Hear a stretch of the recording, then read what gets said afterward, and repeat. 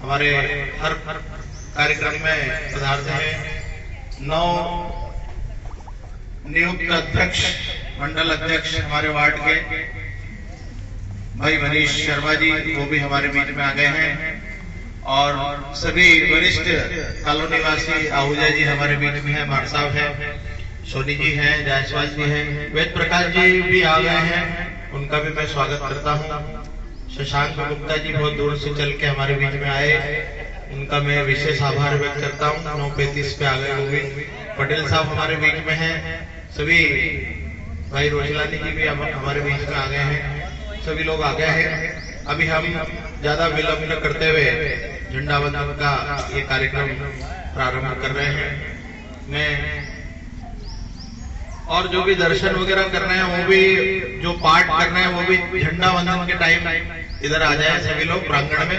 भैया पढ़ाई वाले आप बहुत अच्छे नंबर लाएंगे, देश के वीर सपूत हो आप, इधर आ जाओ 5 मिनट के लिए।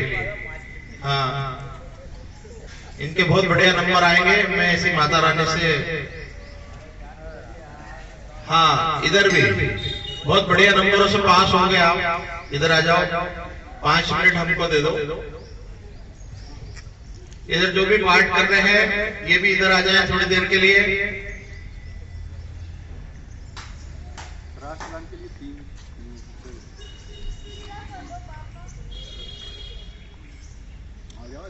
राष्ट्रगान के लिए मेरे साथ 2 लोग बच्ची आ जाए, दोनों तीनों जो भी।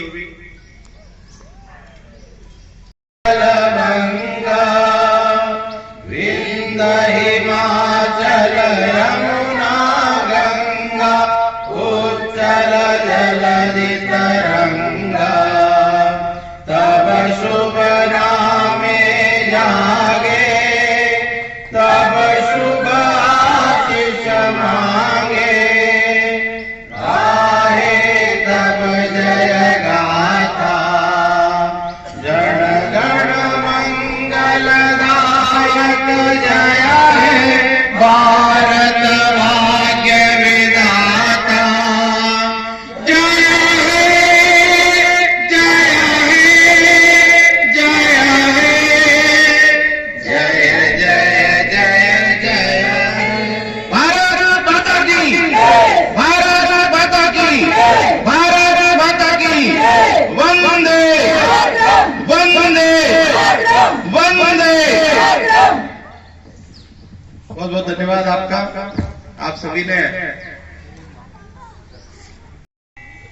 74वें गणतंत्र दिवस की सभी भाइयों को, बहनों को, माताओं को बहुत बहुत बधाई। ये संविधान दिवस भी है और इसमें महिला और पुरुष को बराबरी का अधिकार दिया गया है। मेरी बहनें जो झंडा वंदन के लिए आगे आने में संकोच कर रही थी, अब संकोच नहीं करना है। सरकार ने भी बराबरी का अधिकार दिया है, मध्य प्रदेश सरकार ने बराबरी का अधिकार दिया है और आप तो एक कदम आगे हैं। गुरु नानक जी कहते हैं, 100 क्यों मंदा बोलिए, जिन जन्मे राजा, राजाओं को जन्म देने वाले आप, तो आप कमजोर कैसे हो गए? आप तो सबसे आगे और आपको सबसे आगे रहना है। बहुत सारे मुद्दे चल रहे हैं। भारतीय जनता पार्टी संविधान दिवस के रूप में इसको मना रही है। 1951 में यह संविधान लागू हुआ था, समानता के अधिकार सबको दिए गए थे। सारे समाज को, नीचे और ऊपर के तबके के जो लोग थे उनको ऊपर उठाने के लिए बाबा साहब ने बहुत सारा इसमें अच्छा पूरा विचार रखे थे। लेकिन बाबा साहब को 2 बार कांग्रेस ने हरवा के और उनको बिल्कुल राजनीति से बाहर कर दिया। कितनी बार संशोधन करा संविधान में। आज राजनीतिक क्षेत्र का मैं व्यक्ति हूं, इसलिए इस बारे में बोल रहा हूं माफी चाहते हुए। संविधान सबके लिए समानता का अधिकार लेके आया था, लेकिन कितनी बार संशोधन किया कि संविधान की आत्मा को तोड़ के रख दिया। 75 में इमरजेंसी लगा दी। बहुत सारे लोग जो 75 और 75 के पहले के हैं, उनको तो पता है कि इमरजेंसी में किस तरीके के काले कानून हुए थे। हमारे बोलने चालने, हमारे मिलने तक पे प्रतिबंध लगा दिए गए थे। उसके बाद में जनता की आवाज, कोर्ट के द्वारा दिए गए निर्णय को भी उस समय की प्रधानमंत्री इंदिरा गांधी जी ने बदल दिया और इमरजेंसी देश में लगा दी। फिर संविधान के साथ सबसे बड़ी चोट करी हमारे सुप्रीम कोर्ट के सबसे बड़े 7 जजों की बेंच ने निर्णय लिया था महिलाओं को गुजारा भत्ता देने का। हमारे इंदौर की महिला थी साहबानो, मुस्लिम समाज की महिला थी, लेकिन महिला कोई भी हो, हमारी माँ बहन और बेटी है। इतना बड़ा संशोधन किया राजीव गांधी ने कि संविधान में संशोधन करके महिलाओं को गुजारा भत्ता देने का अधिकार खत्म कर दिया। तोड़ फोड़ की अगर बात करें तो वक्त संशोधन बिल आज कहीं पर यह मंदिर जो जगह है, ये ईश्वर की कृपा है कि यहाँ पे वक्फ ने अपना अधिकार नहीं जताया है। ये तो कभी भी कह सकते हैं कि ये वक्फ संशोधन बिल, इसमें ये जमीन हमारी है। एक मैंने पढ़ा था कहीं पर, तमिलनाडु की एक गांव है जो 1500 साल पुराना, जहाँ पे मंदिर है और उसके आसपास की जो जमीनें हैं, उस सारी जमीनों को जब किसान बेचने के लिए किसी तरीके के सौदे के लिए गए तो पता चला कि ये तो वक्फ ने अपने अधिग्रहण में कर लिए और इसका निर्णय सिर्फ वक्फ की कमेटी ही करेगी। उन्हीं में उन्हीं के लोग होंगे, उन्हीं समुदाय के लोग होंगे, जज भी उनका, कोतवाल भी उनका, और वही हमारी कोई सुनने वाला नहीं है। आज हम अगर हमारा कुंभ का मेला हुआ है, कुंभ का आयोजन हुआ है, 144 वर्ष बाद इतना अच्छा संजोग बना है और उस 144 बाद के संजोग में हमारी धर्म संसद ने सनातन बोर्ड की मांग कर रही है और वक्फ संशोधन बिल को हटाने की मांग भी कर रही है। बहुत सारे जो हमारे पे भारतीय जनता पार्टी का, मैं चूंकि कार्यकर्ता हूं इसलिए बोलूंगा कि जो भारतीय जनता पार्टी में संविधान को बचाने के लिए ये लोग जो लड़ाई लड़ रहे हैं, वास्तव में संविधान को भारतीय जनता पार्टी ही बचा रही है। हमने देखा था राम मंदिर के आंदोलन में 1992 में हमारी यहाँ पे पटवा जी की सरकार, गुजरात की सरकार, उत्तर प्रदेश की कल्याण सिंह जी की सरकार को एक सेकंड में उन्होंने भंग कर दिया था। और आप बताइए पिछले 10 सालों में मोदी जी की सरकार ने कोई सरकार भंग करी हो? नहीं। बहुत सारी बातें ऐसी बाजार में आती है कि हमारे 15 लाख रुपए देने का वादा किया था, झूठा वादा किया था। अरे भाई, राम मंदिर बन गया 500 सालों के बाद में, हो गए हमारे 15 लाख वसूल। धारा 370 हट गई, हो गए हमारे 15 लाख वसूल। 15 लाख की अगर बात करें तो हमें बताना आना चाहिए कि 15 लाख रुपए हमारे कहाँ का वसूल हो गए। पहली बार ऐसा हुआ है, मुझे याद है कांग्रेस के शासन में कांग्रेस के रक्षा मंत्री A.K. एंटोनी ने कहा था कि हमारे पास हेलीकॉप्टर खरीदने के पैसे नहीं है, आप बड़े बड़े विमान और राफेल की बात कर रहे हो। हम वो जो इम्पोर्ट करते थे, आज हम देख रहे हैं कि हमारा देश एक्सपोर्ट कर रहा है। कितनी बड़ी बातें हुई है। तो 15 लाख तो हमारे कभी से वसूल हो गए। आज हम इतनी स्वतंत्रता से बोल पा रहे हैं, इमरजेंसी में नहीं बोल सकते थे, तो हमारे तो 15 लाख वसूल हो गए। आप सब लोगों के भी वसूल हो गए होंगे। संविधान को बचाने का काम यह सरकार वास्तव में कर रही है। और मैं एक बात और कहना चाहूंगा, सिर्फ एक मिनट की बात है। हमारे भाई जो बाहर से पढ़ने के लिए यहाँ इस क्षेत्र में आते हैं, एक तो साफ सफाई का विशेष रूप से ध्यान रखें। दूसरा मेरा निवेदन है कि कुछ ना कुछ अपना काम, जो अपना बेहतरीन काम था, उसको भी लगातार करते रहे, क्योंकि सरकारें इतना रोजगार, सरकारी रोजगार नहीं दे सकती। हमें अपने काम को लगातार करते रहना चाहिए। धन्यवाद।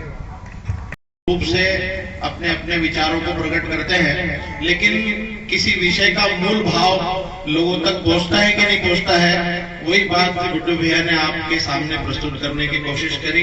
इसके ऊपर बात करें तो दिन भर क्या, मतलब 2 दिन 10 दिन लग जाएंगे। इतनी चर्चा है संविधान का जो विषय चल रहा है उसके ऊपर, लेकिन आपने संक्षिप्त रूप में अपने उद्गार प्रकट किए, मैं आपका धन्यवाद देता हूँ।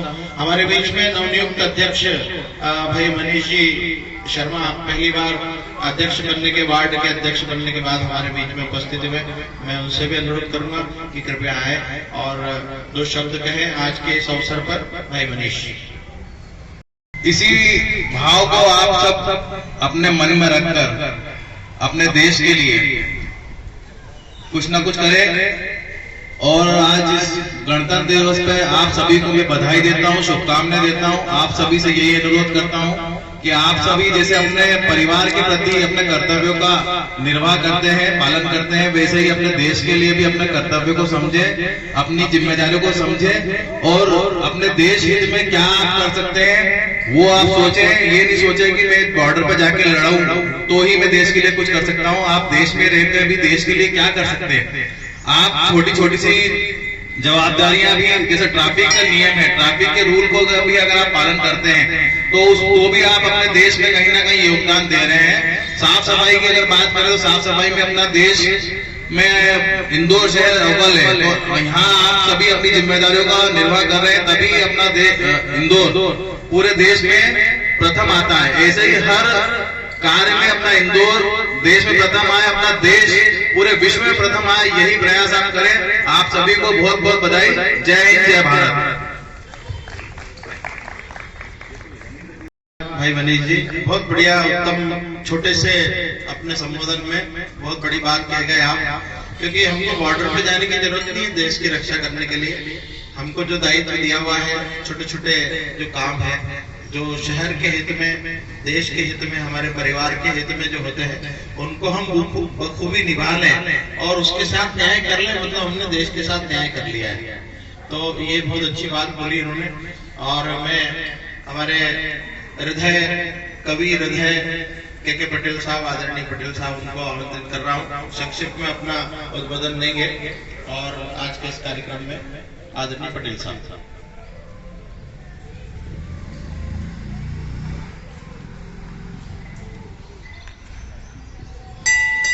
आप सभी को 76वें गणतंत्र दिवस की बहुत बहुत शुभकामनाएं।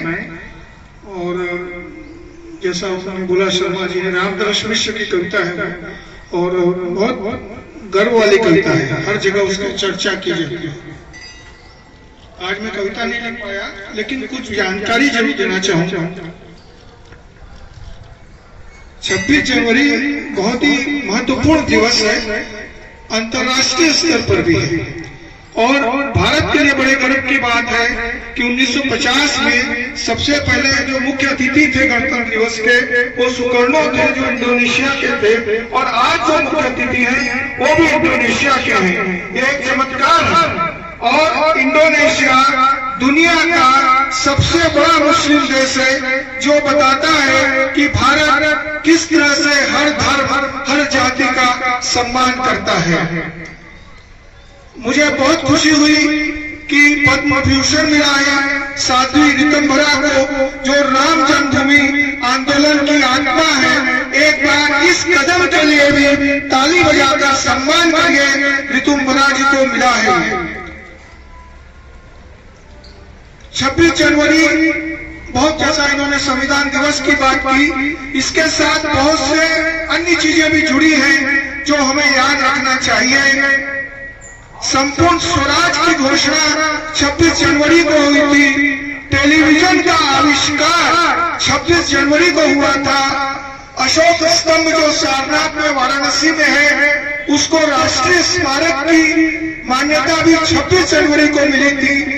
मोर जो हम बोलते हैं, राष्ट्रीय पक्षी 26 जनवरी को घोषित किया गया था।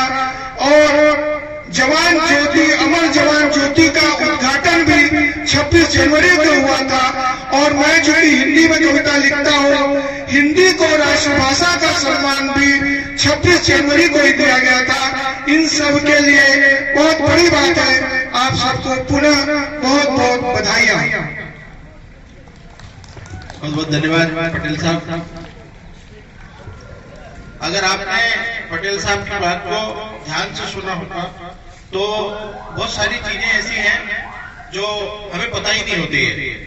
तो ये अवसर होते हैं, इस टाइप के जब आयोजन होते हैं, वो अवसर रहते हैं कि जब हम कोई इस तरीके की जानकारी, और पटेल साहब को तो इसीलिए जाना जाता है कि उनके पास मल्टीपल जानकारी, हर विषय की जानकारी होती है, लेकिन एक इंटरेस्ट से उस चीज को उस अवसर पर लेके आना और सबके बीच में उसको बताना, ये बड़ी बात है। मैं हृदय से पटेल साहब का आभार व्यक्त करता हूँ। ज्यादा समय न लेते हुए प्रसादी का वितरण भी हो गया है, आगे और भी कार्यक्रमों में सभी को जाना है। तो मैं हमारे मंदिर समिति के अध्यक्ष वीरेंद्र जी को बुलाऊंगा आभार प्रदर्शन करने के लिए। मातृशक्ति में से हाँ रंजना पाटीदार आइए आइए, 2 शब्द तो कह जाइए। सभी मेरे आदरणीय जनों को नमस्ते। मैं ज्यादा तो कभी माइक पे बोली नहीं हूँ, बट मुझे समझ ही नहीं आ रहा है मैं क्या बोलूँ। जो भी बड़े लोग सब यहाँ आए हैं, हमारे छावड़ा जी आए, हमारे शर्मा भैया आए हैं, सबका बहुत बहुत धन्यवाद। और गणतंत्र दिवस की सबको हार्दिक शुभकामनाएं। और बीजेपी के बारे में जो भैया ने बहुत अच्छी बातें कही, मैं भी बहुत सपोर्ट में हूँ, मेरे हस्बैंड भी, और सब हम बीजेपी के बहुत बड़े कार्यकर्ता हैं। और आप लोगों के आशीर्वाद से मैं ऐसे ही आगे करती रहूँ। धन्यवाद। भारत माता की माइक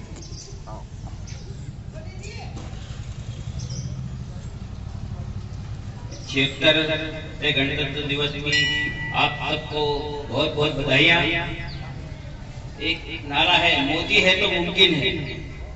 इस पे आप लोगों सबको चलना है, सब लोगों को इस और आगे चलना है, और अपना ग्रीन इंडिया, जिसमें आप लोगों को आगे हर घर एक वृक्ष लगाना है।